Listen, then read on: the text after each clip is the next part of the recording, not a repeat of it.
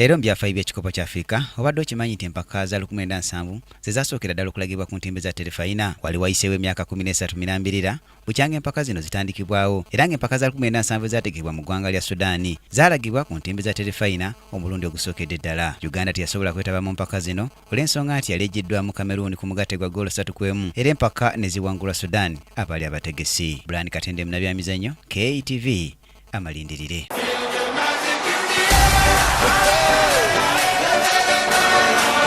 Sister, everyone, shout to